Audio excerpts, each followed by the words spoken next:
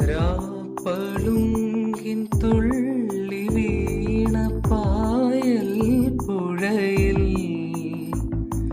ചാഞ്ഞുലഞ്ഞ ചന്ദ്രബിംബം താനേ പൊലിഞ്ഞോ. നാം തുഴഞ്ഞ നീർക്കൊതുമ്പിൻ ഓമൽ പടിയിൽ നീ പറഞ്ഞ തേൻ കഥകൾ പാടെ മറന്നോ. വിളി കേൾക്കുമെങ്കിൽ പൊന്നേ ഇനിയേതു ദ്വീപിൻ കോണിൽ ഒരുപോലെ നമ്മൾ ചേർന്നു പാടും.